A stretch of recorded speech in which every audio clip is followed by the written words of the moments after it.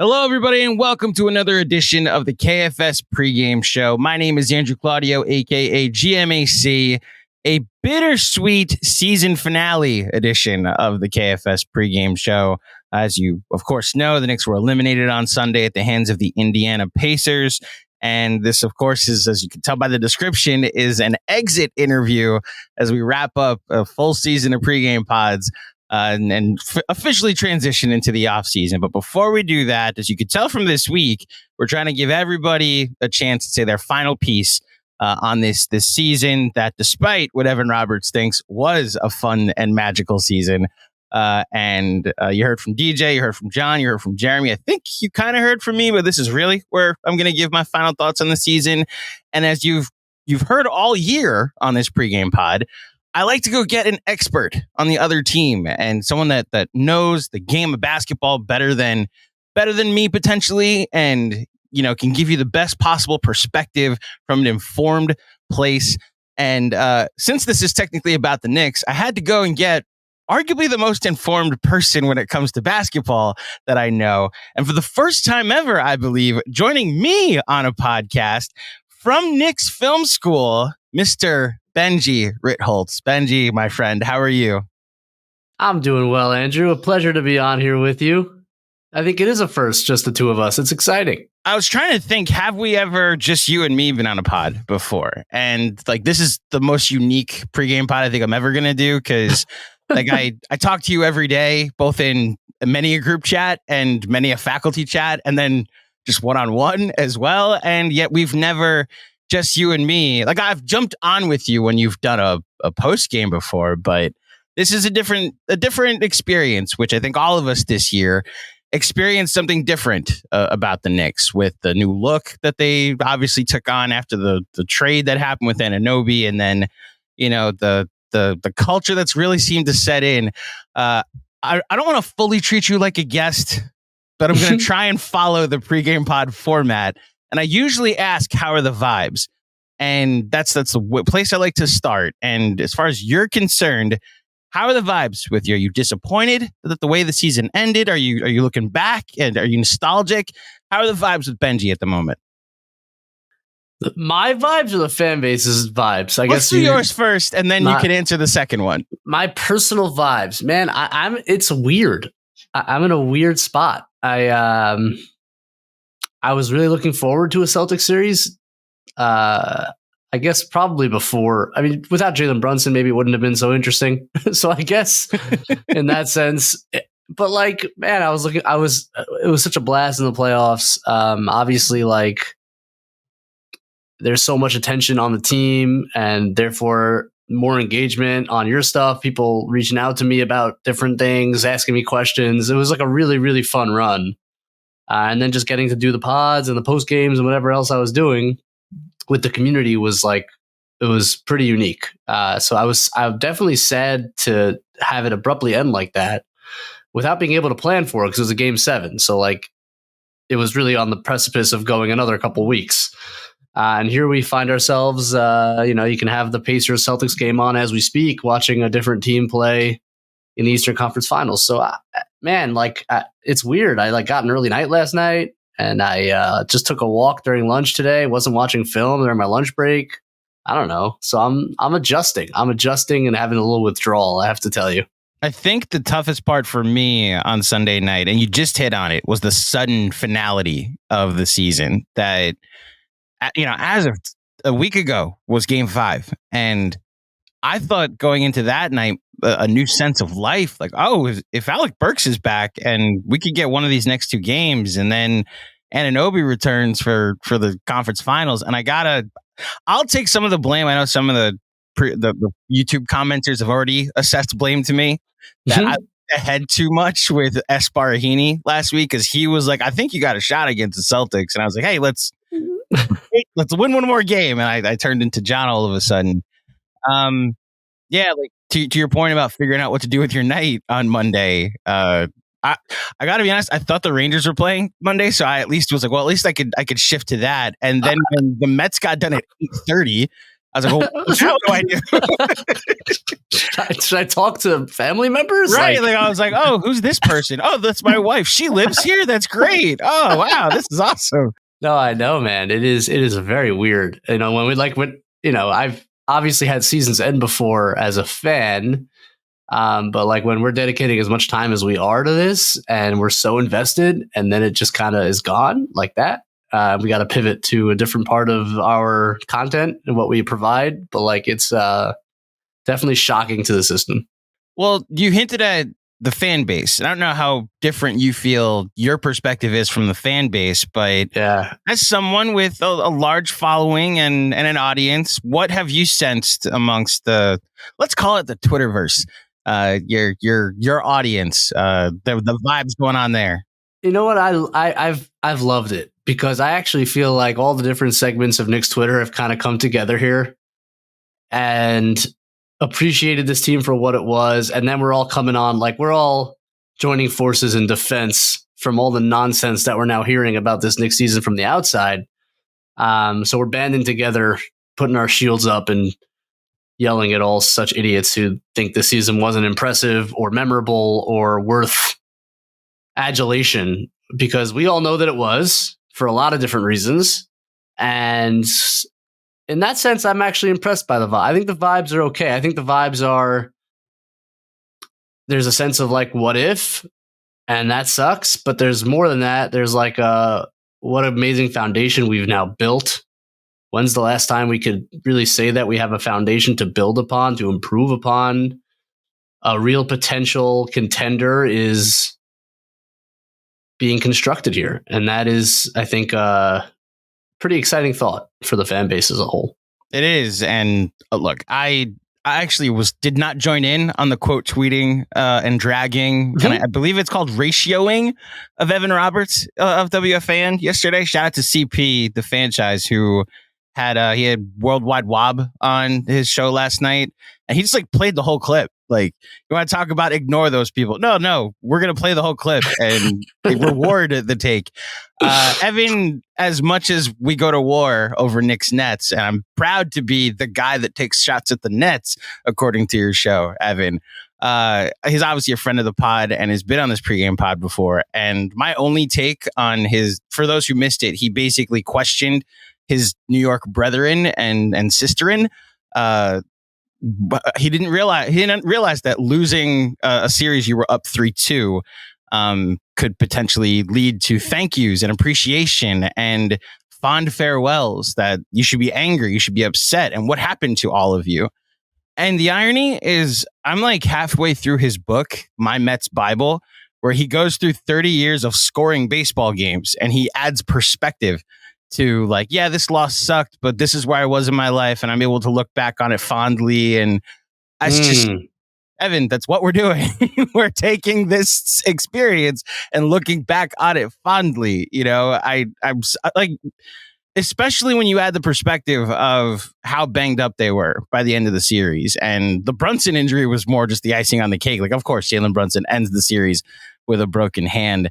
Now, a question the follow-up I will add is there is some disappointment, and that's a question I asked all season to everybody, was what does a disappointing end to your season look like? Does this season, how close to a disappointment is this for you, the way the season ended? It's such a hard question because the circumstances are so unique. Mm-hmm.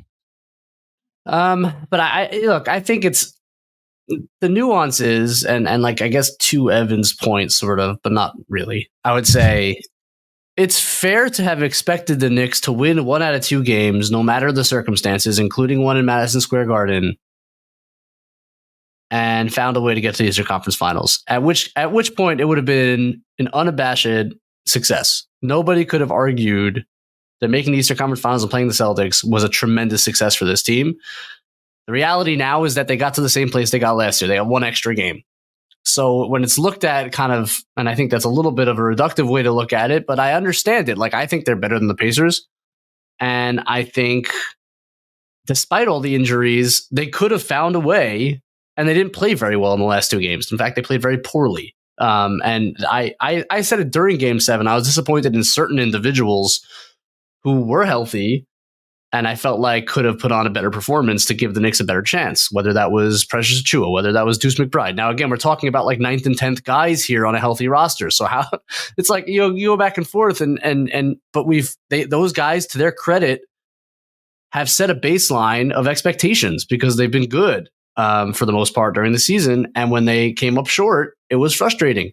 So it's nuanced, man. Like, I think it's fair to be disappointed that they didn't make the Eastern Conference Finals. I'm disappointed to make the Eastern Conference Finals. Game 3 is going to hang over us. That was when they were at least they weren't healthy in Game 3, but they should have won that game. And if they win that game, they probably are in the Eastern Conference Finals. It's nuanced. The margins are much thinner than we give them credit for, as per usual. They could have won the series. A couple bounces go their way.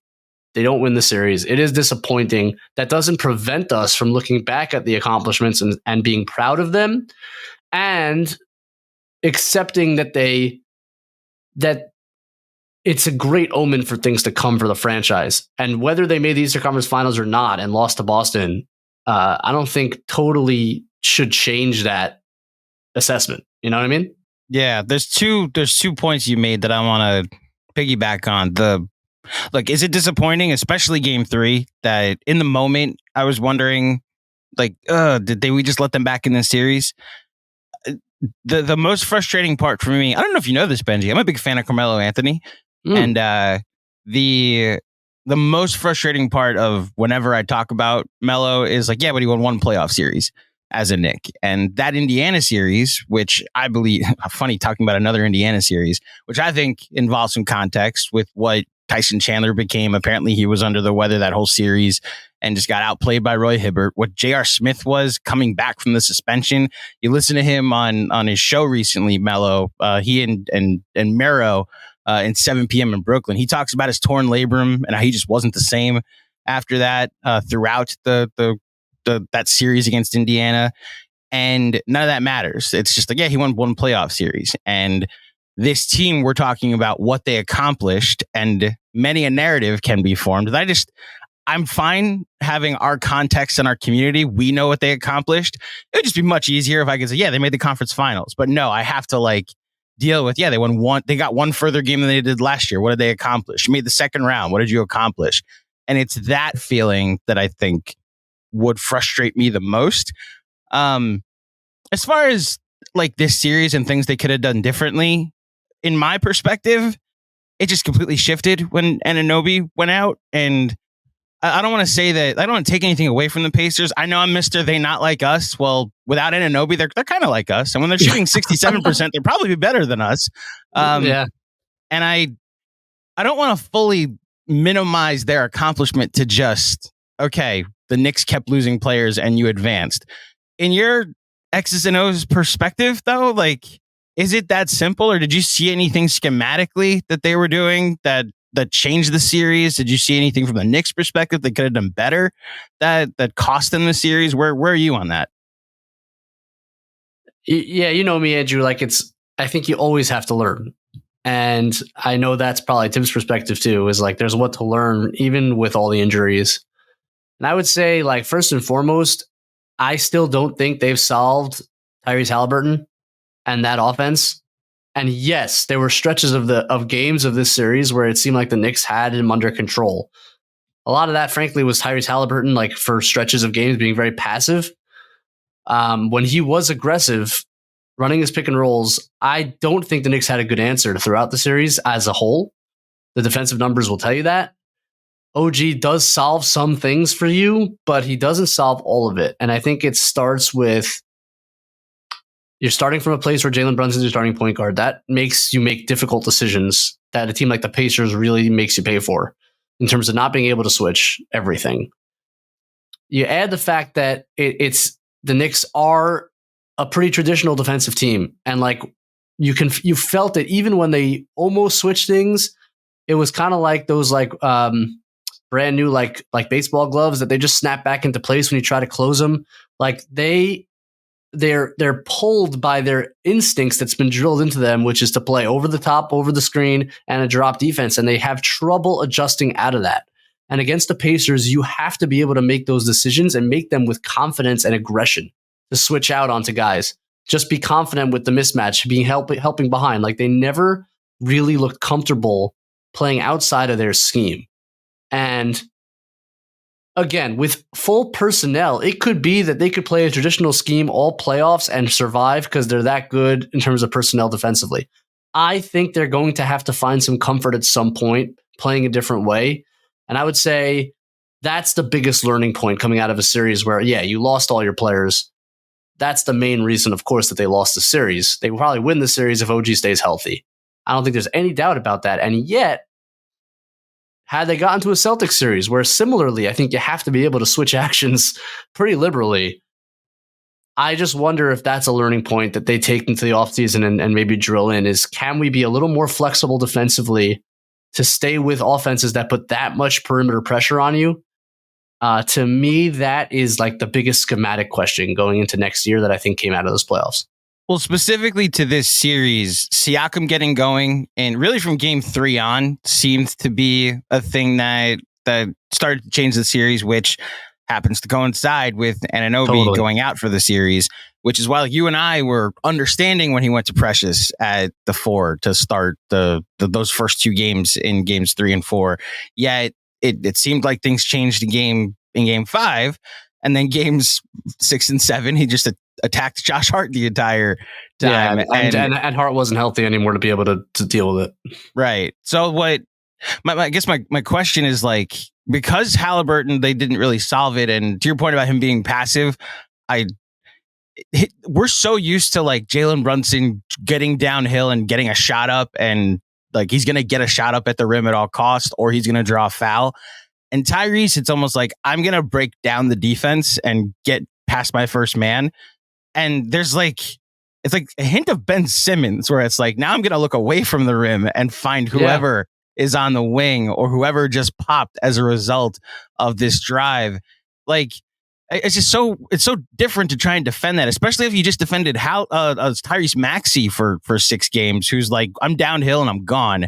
Like, it is just the fact that he figured out his shot also part of the reason. Well, I know John and you interacted today about like Halliburton shot 43% from 3.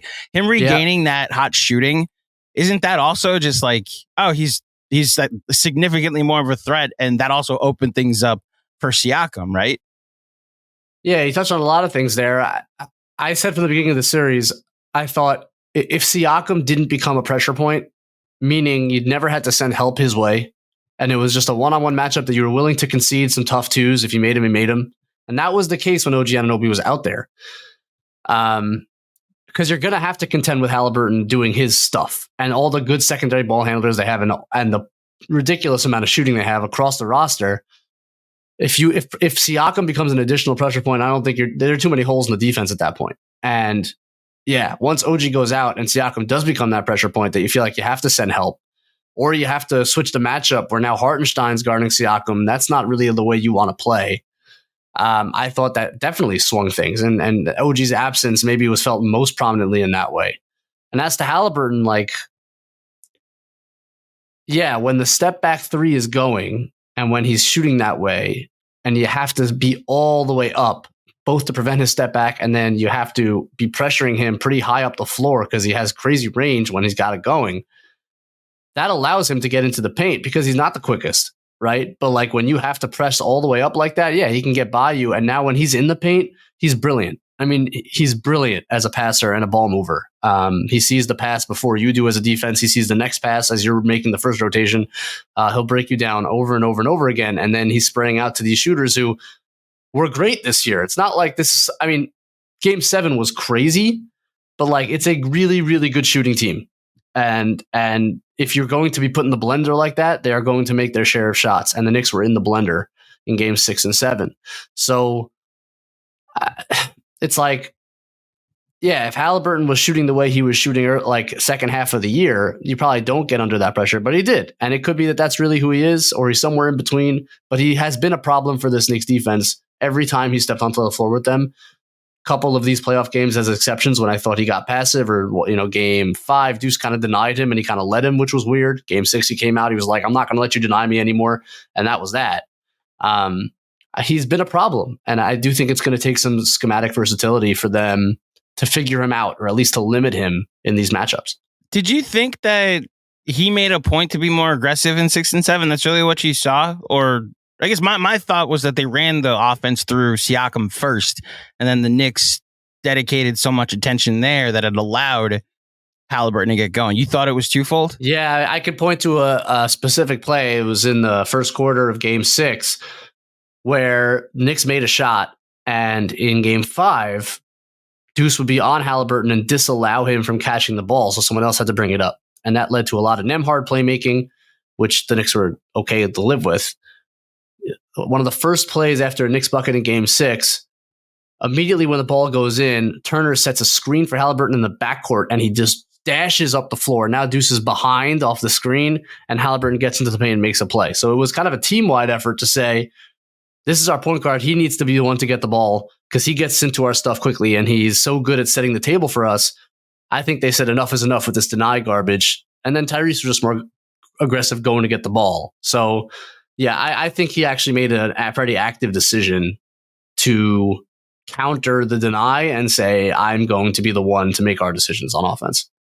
Well, look, I maintain my takeaway from this series, from at least the Haliburton perspective, is that if he's shooting like that, he's like a pretty gifted.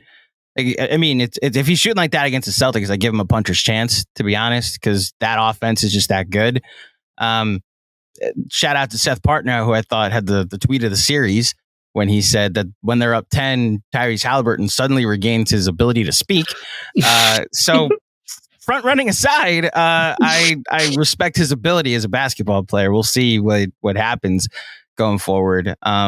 Look, these are questions that they're going to have to answer going forward, especially now that in a wide open NBA, yes, I'm calling it a wide open NBA where we're going to have a different champion for the 6th consecutive year. You know, the Knicks are in contention, the contention portion of their, I don't want to say rebuild, but you know, they find themselves as, like, it wouldn't shock me if they're in the finals next year. But as far as looking back at this season, like we went into this year with a ton of questions. I know you and I both had questions that were eventually answered. If aside from the obvious Jalen Brunson is a superstar, if that is the one you want to say is the one that was answered the most, what was like the biggest question you had going into this year that you're like, oh, I have an answer to that now? Yeah, it's funny. I think Brunson answered that question last year's playoffs, to be honest.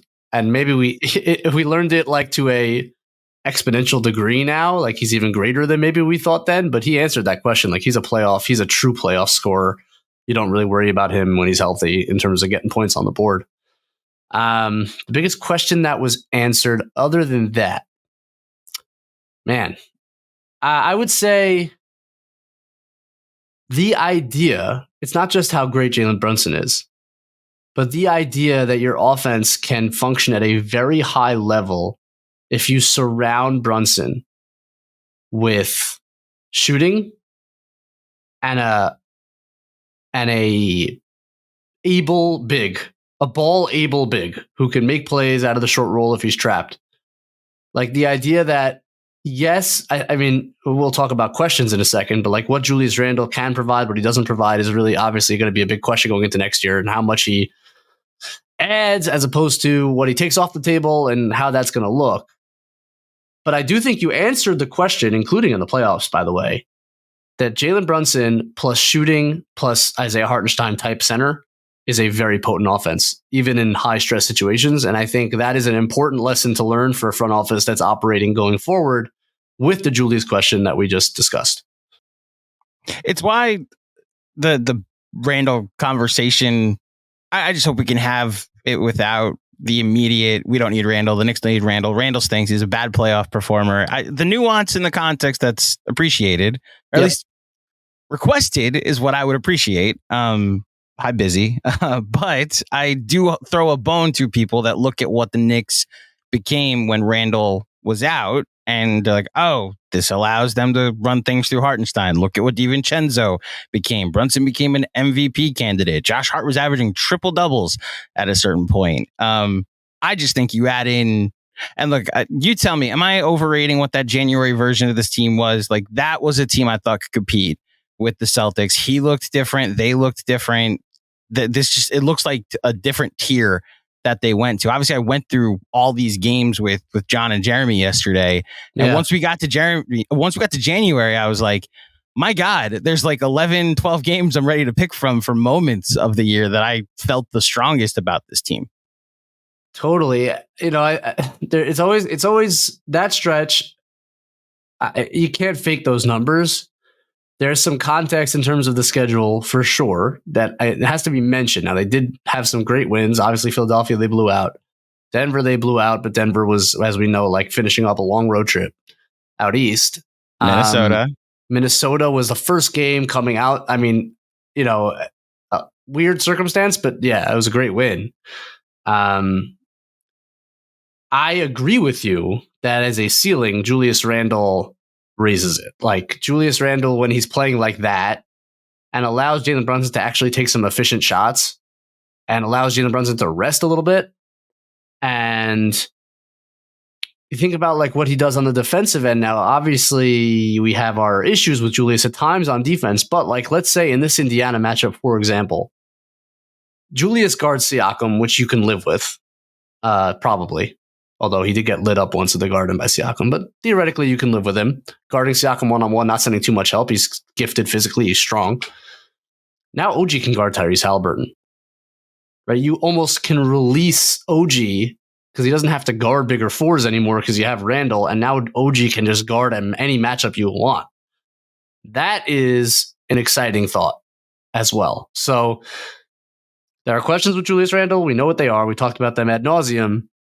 But January was not fake, even if there's some context to it. January was real. And I think, let's say no deal is made in the offseason that involves Julius, and he's here first game of the season, 2024, 2025 season. There's so much to be excited about in terms of the potential of that team. And you bring back that January squad with some, maybe some fringe moves around the edges even. And I think you're talking about a team that we should be talking about as a contender, a real true blue contender in the East who can match up with Boston as well as anybody in the East and make a run at it. I don't think that. I think that's correct. And I think it's correct to view Julius that way as a ceiling raiser who needs to prove it, has what to prove, but like can and is able to bring this team to another level. If they were running it back a third time with Julius with last year's team, which is honestly how we went into the season, like he's going to have to answer all those questions. You'd hope that the ankle wasn't an issue again. And, we saw how clunky the fit was when he was playing those minutes with Josh Hart and RJ and without space. And it's why I keep going back to January and maybe almost too much as a crutch. And I know we've made the comparison. I actually don't know if you've made the comparison before, but him to DeRozan, like he can be our DeRozan. He's the guy they're going to eventually trade for the guy. And I almost wonder if we're now in a league with it being as open as I think it is, if he's our Jamal Murray, like when he comes back, or even Cat. Like last year, I had so many questions about Karl Anthony Towns, who missed most of the year. And then look at what that team became this year when a fully healthy roster, and they're like 4 wins away from the finals. So I wonder if he comes back next year, is that what we're potentially anticipating? Yeah, and I haven't made the DeRozan comment, but I've made the reference to Jamal Murray, and not only in terms of what you said, but in terms of a stretch of basketball that was ruined by injury, but that an organization in the league at large would look at and say, "Whoa, that team might be a contender." And it was the post Aaron Gordon trade when it was first made, and then Murray got hurt, and that team was derailed and could not make a run in the playoffs. But like that stretch right after Gordon got there was like, the numbers were out of this world good. Clearly, everything kind of just like clicked into place when Gordon came aboard as the missing piece to that squad. And the front office could now be empowered to say, well, I think we actually have a contender here. Let's build it with that in mind. And I am sure that the Knicks look at it. Now, the Knicks don't have Nikola Jokic quite. Jalen Brunson's great. He's not quite Jokic. But the idea that OG Anunoby came and right away, just like with Aaron Gordon, everything clicked right into place so clearly, it was like a miracle.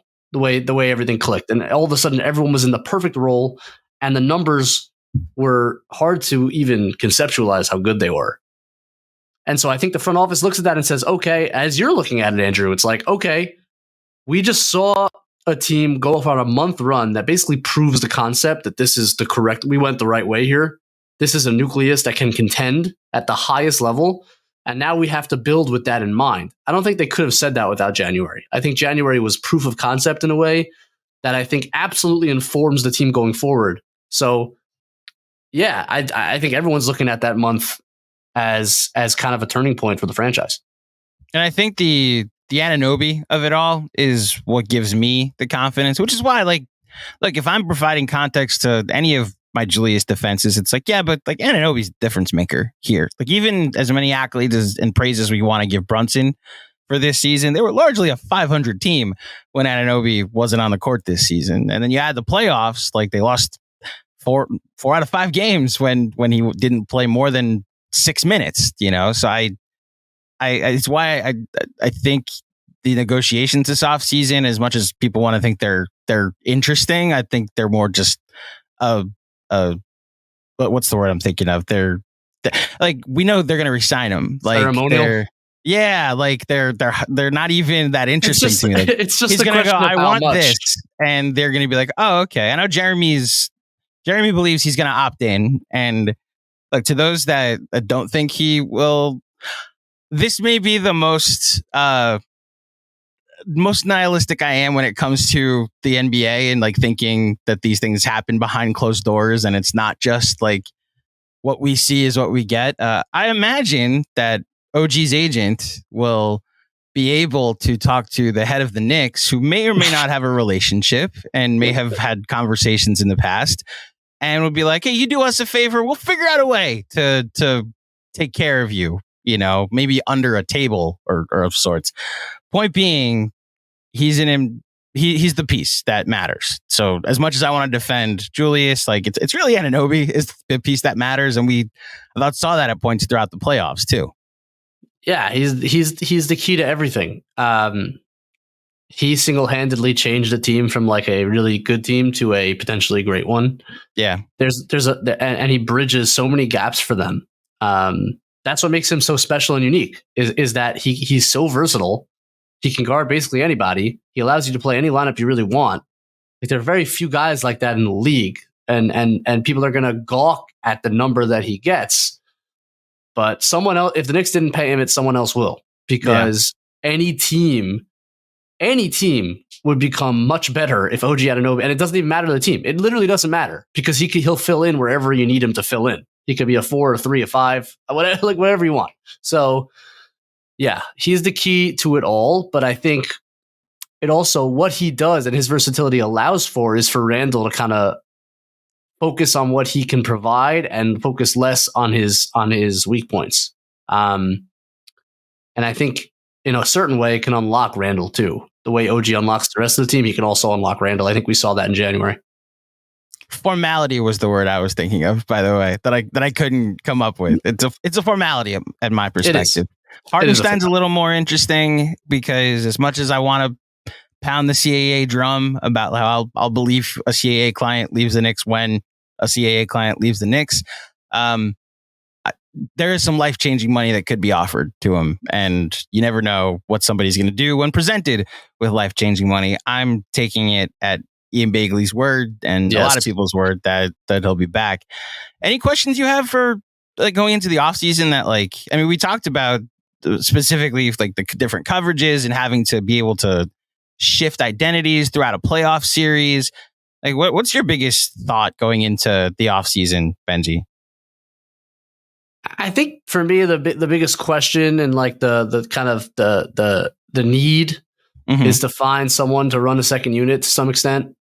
Now, of course, you get Julius back. He's going to be in the second unit lineups, so he'll probably stagger a bunch with Brunson. But we saw the January and February, I shouldn't say February. In January, we saw like without quickly, those units weren't exactly smooth sailing. I think they do need another ball handler. I imagine Alec Burks will not be in-house. I know he just signed with Clutch today, so maybe even more of a reason to think he will be gone. Although Exactly. I think he made himself a lot of money in 3 games. Man, so I'm proud of him for that. This experience from Alec Burks, just one of my follow-up questions is going to be, did you lose? Like, did John officially win the debate between you and him? The trade was the trade? Because with Bogey and Burks, what they did in the playoffs, All right. Bogey had made 3 shots. All right, let's relax on Bogey. And they worked. Like, those were important shots. Those 2 threes when Nick Nurse went zone. Yeah. He was fine. He was fine. I mean, yeah, he's fine. How do they address that? Is it through the draft? Is it through trading out of the draft? Is it some kind of other move that they can make on the fringes to try to get somebody in here can provide a little bit of extra ball handling? I think that is, in terms of just the roster need, assuming everything else is run back, I think that's kind of it. Otherwise, it's a pretty complete roster. What they do at center, if they do re-sign Isaiah, is Mitch on the block? And I could very well see Mitch, as sad as it would make me, I could very well see Mitch being traded. But yeah, as Thibs kind of hands it over to Leon here, and as I hand it over to Jeremy, I suppose. Those are the questions that I have in terms of improving the roster in the short term. The Thibs of it all too, they're gonna have to get him the right number and get him extended as well. I think the question earlier about questions answered this season. You talk about the fan base rallying together against narratives. My gosh, the way that Tom Thibodeau has become, I don't want to say a heroic figure, but the pushback to this is what happens with Thibs teams and they always wear down. The injuries are his fault, and just the need to push back on that from the entire fan base has been honestly surprising for me, but comforting at the same time, right? Somewhat vindicating, if I can go that far.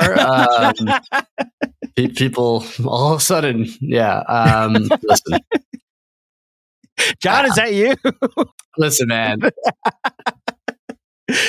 John to the nth degree, but even I have spent a lot of time defending Thibs, and yeah, he's a good coach. He's a really good coach, and I was just critical of him 10-15 minutes ago about certain things I worry about. But yeah, he's a really good coach. He deserves a chance to go to get this team to the next step, and I think hopefully with a fully healthy roster going into next year's playoffs, however that roster looks, but theoretically, presumably, it should be a contending roster. That'll be, and that's why I wonder, do I extend them multiple years now? I don't know what the negotiations will look like. I almost would prefer a 1-year deal, maybe a 2-year deal. But I do think there's an extent to which this is a prove it season. If he gets the roster he really is looking for, he's got all of his guys now. They're all there. He's got a bunch of dogs, kind of guy he loves to coach. They love him to death. That's obvious and clear.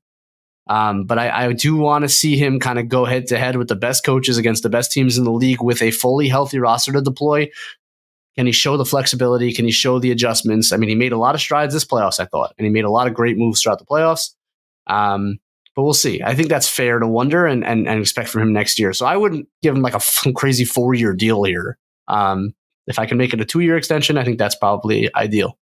I think that's ballpark where I am too. Even if they went to a 3rd year because he demands it, it's stolen, so he'll pay for if worst case scenario this crash. It doesn't really matter. It's not like it goes against the cap, so it's just Dolan money, so whatever. Yeah.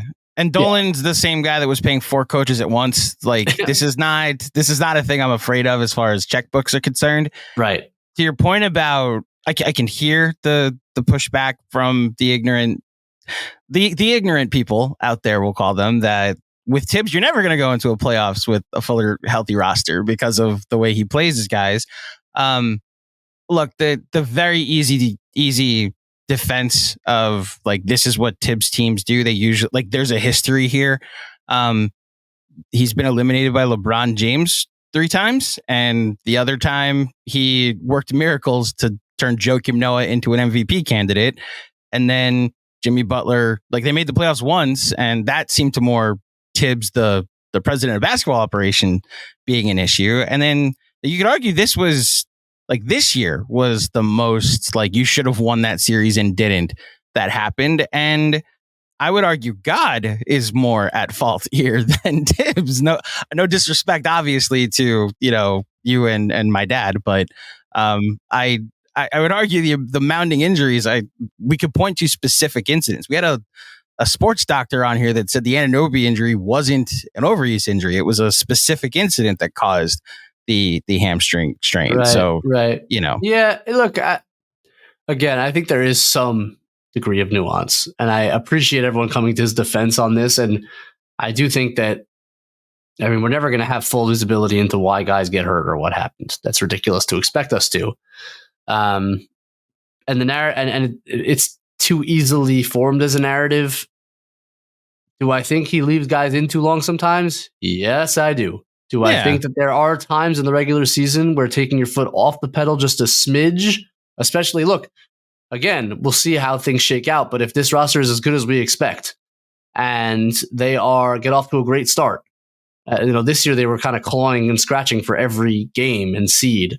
Maybe that's not the case next year. Like, are there times where maybe it's worthwhile? And I'm loath to say this because I freaking hate load management and I hate resting and I hate all that. But like, is it fair to expect him to at times take his foot off the pedal just a smidge late in games, certain situations, 3 games in 4 nights, whatever it is?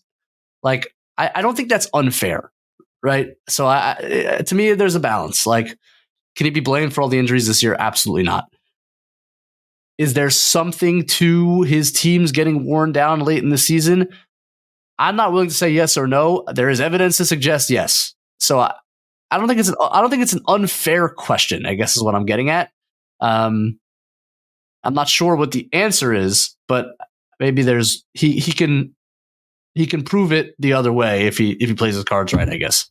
I think if you're coming from a place of good faith with the argument, where, like you just said, you can ask a question like, is there evidence to suggest it? I'll listen to it. I'd personally disagree with it because, like you said, we don't have the full proof. And I'm watching a Cleveland team that load managed across the board. They're pathetic this season, right? But that's my point. Is like I'm telling you, Benjy, the thing that turned me this year was going on with my friends over at the Chase Down, my second home away from home, apparently, and I'm talking to them about the fourth quarter that the game Brunson went out. And I'm like, what happened to Sam Merrill? Like, the Knicks couldn't stop him. Why did JB take him out? Has that been a talking point in the fourth quarter? Like, what was that? And he's like, well, he was at the end of a very long shift and needed a rest. And it just never computed with me. Like, oh yeah, when guys are playing a while, they need rest. And who knows if they win that game? Now, apparently, they didn't want to win as many games as possible. But look, that's culture, man. Does he need to pull the plug when they're up by 40 against the Celtics in the fourth quarter? Yes, I agree with you. Did I see Anthony Edwards and Karl Anthony Towns in the game up 40 in the fourth quarter of the playoffs just recently? 100%, yes. 100%. It's not exclusive. It's not exclusive to Thibs. It's not. Yeah. But he does have a certain philosophy. And I think that philosophy pays off in more ways than it hurts. I actually think that I come out on your side. And I have been a supporter of Thibs. I think he's an excellent, excellent coach. I guess I'm just not yet willing to dismiss the argument out of hand. Now, again, yes, when it's presented in bad faith, screw it. He's not, what's the word? What do people say? Thibs is a war criminal. He's not a war criminal. He's not a destroyer of health but shout out G. Yeah. Shout out G. But it's funny. And he means it in a funny way. But like, I don't know. My mind is open to the possibility that he doesn't do enough to, when he has control, to limit the potential for injury. Again, how that is there causation to all the injuries the Knicks had this year? Can you draw a direct line? Absolutely not. Can you draw a direct line to Derrick Rose tearing his ACL? Absolutely not.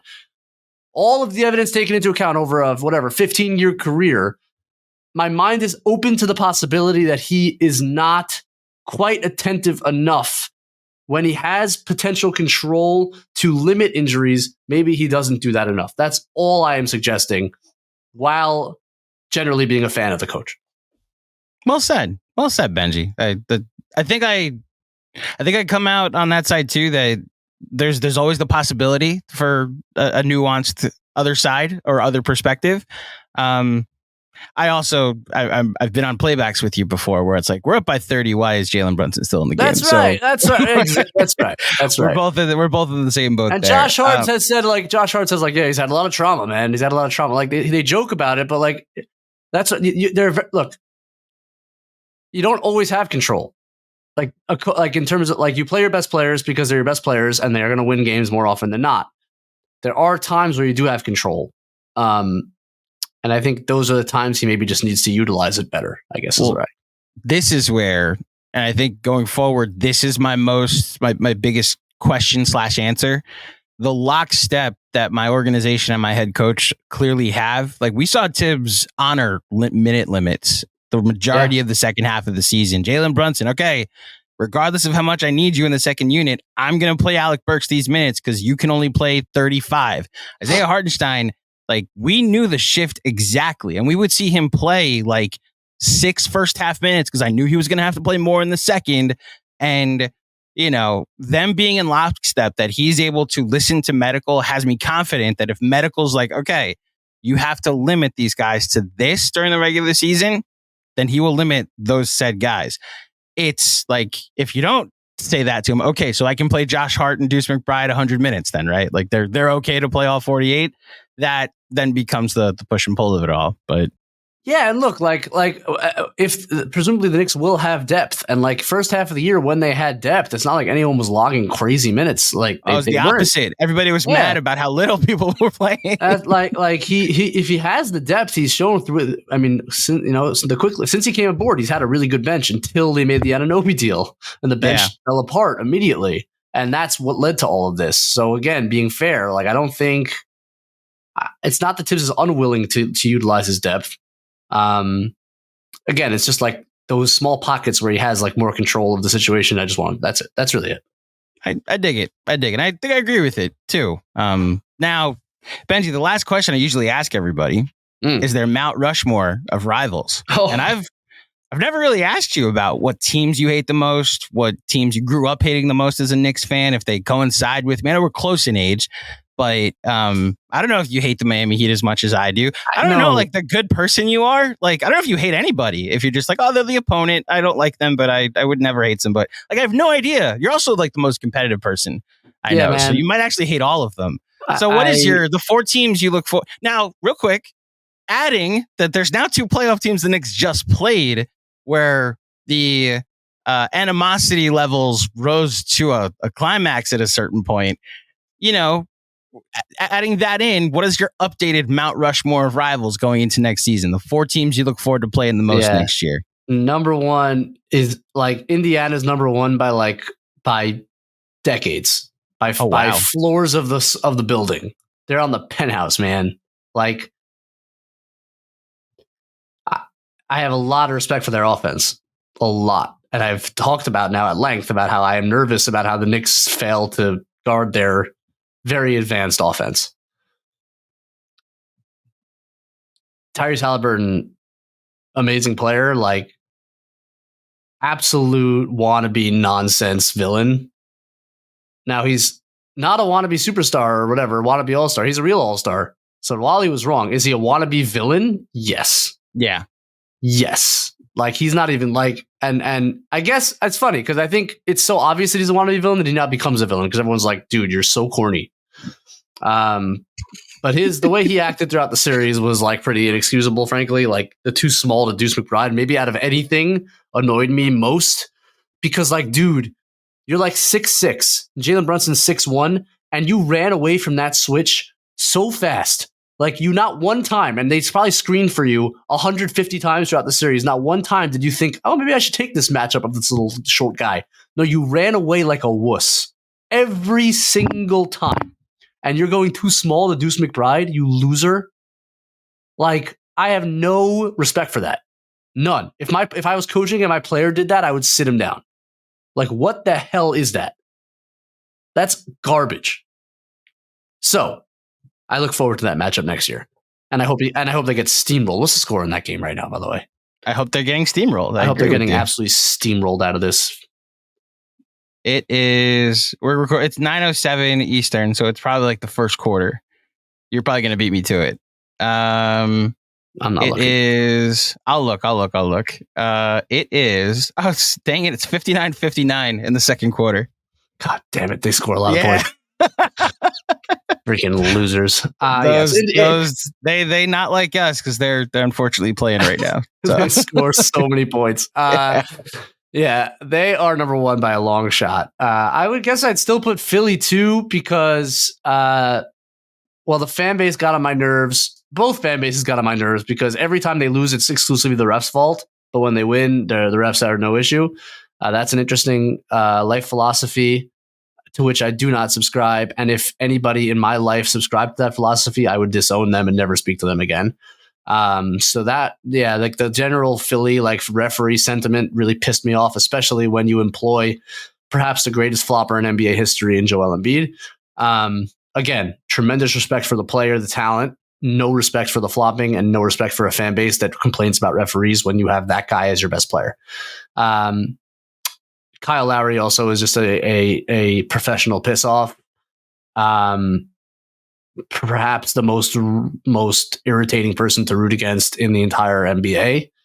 Again, because he's good and I respect him a lot, but he's gross. So Philly's number 2 by a long shot.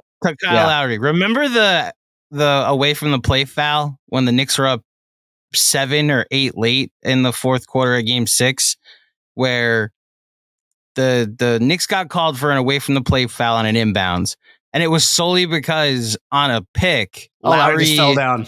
Lowry just fell down and they called it. It was I think I can get a free throw out of this. 100%. I was like, oh my gosh. 1,000,000%. 1,000,000%. And like Brunson has some of those tricks too. So I don't get too worked up because I'm actually somewhat objective about refereeing when it comes to like the Knicks and stuff as opposed to most. Kyle Lowry is a terror to deal with.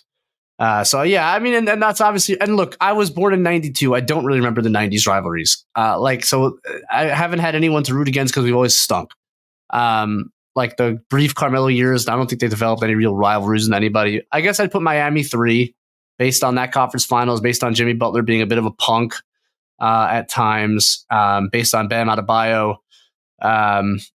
I don't really believe he's trying to hurt any Knicks. I don't think I believe that, but the coincidence is growing every day. They get on us for making mixtapes, and it's like the only way you make a mixtape is when there's a mix of things to put on tape. Right. Yeah. Miami, obviously, there's a lot of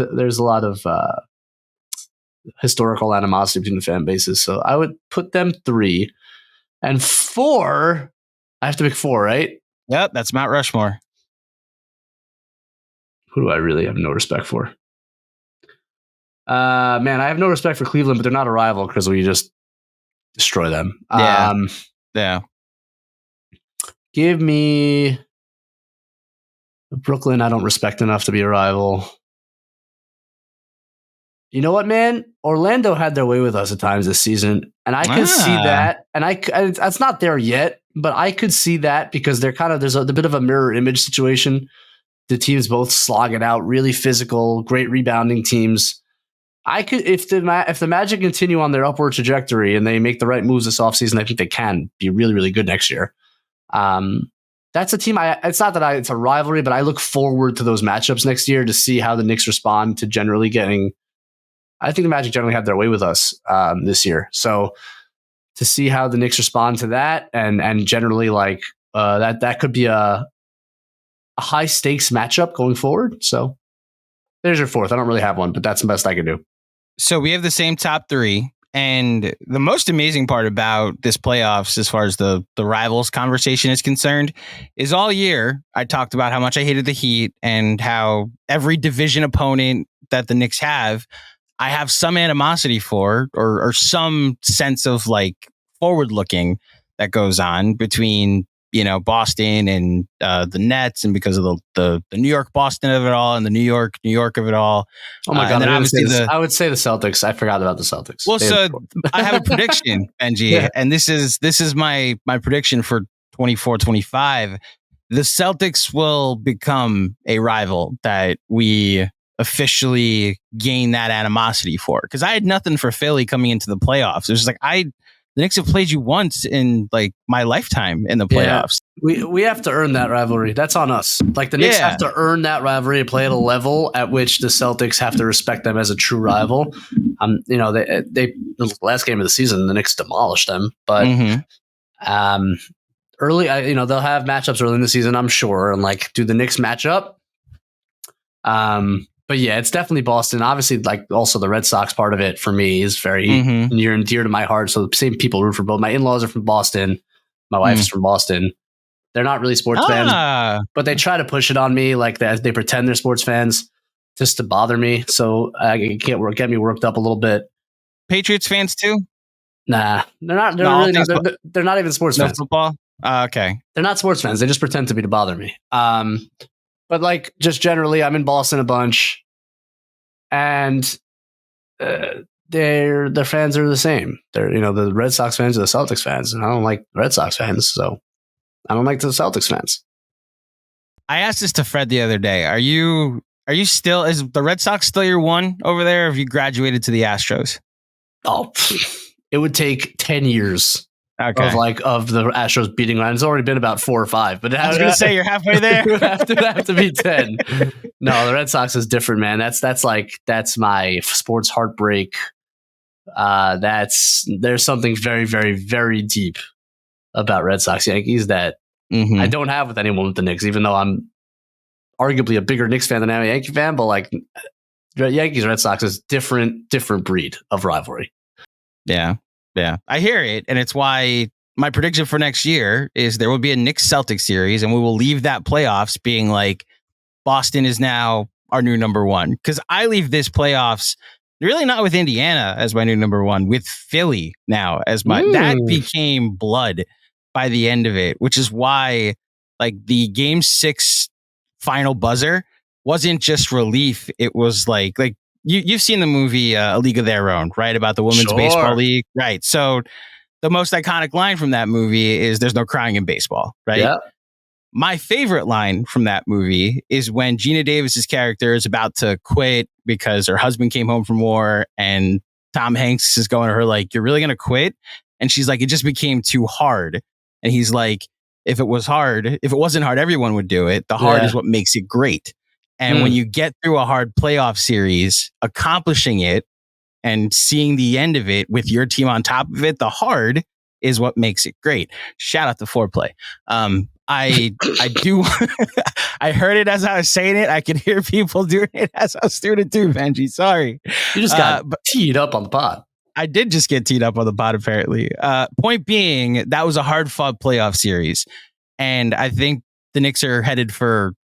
I sometimes hesitate to say it because you're not guaranteed it, but it's the most confident I've ever been, honestly, in a team I've ever rooted for, that they're going to be around for a while.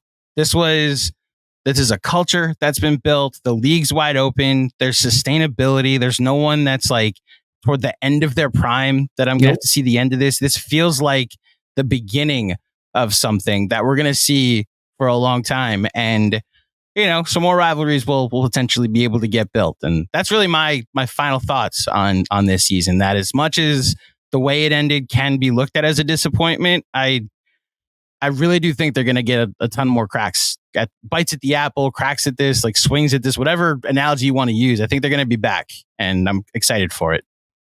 Yeah, man, I think that's totally right. There's a lot to look forward to. It's going to be an interesting offseason to see how they can either make a big swing or just make a bunch of little swings to try to get better. But yeah, you have a foundation of a potentially, I don't know, 5-6 year run here to really make your mark on the league. So I think we're just at the beginning. I hope we're just at the beginning. Maybe I'm still too close to the loss to get like fully worked, ready to go for next year. You got to give me a couple days, a couple weeks, but I'll get there, and then we'll be right back at it. Hell yeah, Benjy, I love you, man, and I love working with you, and I love getting to learn from you. Honestly, I said it at the top, the foremost basketball expert that I get to talk to. You and DJ teach me so much about the sport. And I usually say would like to plug to my guests in the pregame pod, but Knicks Film School is what I think you'd like to plug going forward. Knicks Film School, man. We're gonna have got Chris heading the draft. You got Jeremy doing all the offseason stuff. Obviously, you and John right there with them. I will maybe state some opinions that have less foundation or basis than those two guys have, but I'll get out there eventually. But it's going to be an awesome offseason with content everywhere for all Knicks fans to enjoy. Awesome. I think I know I speak on behalf of both of us. Let's go Rangers. Hell yeah. That's right. Why have they been off for 2 weeks? I'm paranoid too. What happened to the hockey? So last Wednesday, the Panthers finished on Friday. It's not like the Panthers needed much product. Yeah. Well, so what I think happened, it was just they like the NBA just needed something to happen every night, and because Oilers Avalanche went 7, that took place of Monday night. Canucks, right? And what did I say? Avalanche. What a crazy break! But I will say, not that this is why people tune in here, but I will say, hopefully gets Fox time to heal up because that's obviously key. He's healthy. Wheeler's back too. Yeah. I'm sorry. Is Wheeler supposed to be playing in the series? You mean Hedl, not Wheeler. What did I say? Hedl? You said Wheeler. I said Wheeler? You meant Hedl, right? I think I thought my wife said Wheeler, but maybe we'll go with Blake Hedl. Wheeler, like the old man Blake Wheeler who was out for the season? I think you mean Hedl. I think I mean Hedl then. Regardless, Benji, they have a week off. I think I wanted Boston, not just because I wanted the New York Boston of it all, but I think Boston's the easier matchup than what Florida is. Florida's tough. Yeah. But you and I will be going off to watch some hockey for at least the next 2 weeks and hopefully beyond. You'll be getting to watch some baseball this summer, and I have already started mapping out a movie schedule because, as far as I'm concerned, baseball season ended before basketball season did. When do they stop the trumpets? It's my only question. Man, you know how Benji, you know what that song means to your boy, okay? The trumpets stopped, in the words of Frank the Tank, when they brought that dude on the field and mushed it, okay? And it's been downhill ever since. So yeah. I know I can't even front, take the victory lap. You're getting as much enjoyment out of this Mets misery as you can because that's the Yankee fan you are. And I can't even push back on it because they're miserable. I talk shit all the time. I'm going to throw Juan Soto at you all the time that he's going to look great in blue and orange, knowing full well he's not coming to this dumpster fire in Queens anytime soon. No. But I'm going to say it because it's all I have. I'm going to go full Tyrese Halliburton, except I'm actually going to talk when I'm down, not when I'm up. Tyrese Halliburton. Yeah, that guy. Let's pray. And by the way, the worst thing he's done to me is he has me rooting for the Boston Celtics. I am rooting for the Boston Celtics. Kill me. That's honestly the most accomplished he's done as a villain. Is you've got New Yorkers rooting for Boston in a playoff series. Puts on the Reggie sweatshirt after the game. What a freaking loser. Benji, he put on a Reggie sweatshirt of a gesture that happened when in a playoff series they lost. The Pacers lost that playoff series. I get Tyrese that, but that was an epic moment. But so that's the Indiana identity. In a series we lost. If you have any stones, wear it on the runway to the game, to the locker room. That thing would have stayed in his duffel bag for eternity. It's pathetic. I agree. Let's go Celtics. Let's go Rangers. That's the last words we should say. Let's go Rangers. Thank you, Benji, and thank you everybody for all season tuning into these pregame pods. I got to meet a lot of cool people, have a lot of good conversations around the league, and I got to hear from a lot of you about this show and this team, and it's been great interacting and creating this content. And if you really do appreciate what we do here and what this pod has been, and maybe you just appreciate Benji, not even me, you appreciate Benji, leave a 5-star rating and a review, and don't forget to like this video. Remember to subscribe. I'll be back next season. As Benji said, we'll also have a ton of content in the not too distant future, previewing the offseason in many a way that you'll appreciate. But until next time, thank you for listening. Thank you for watching. I guess let's go Rangers, and I'll speak with you soon.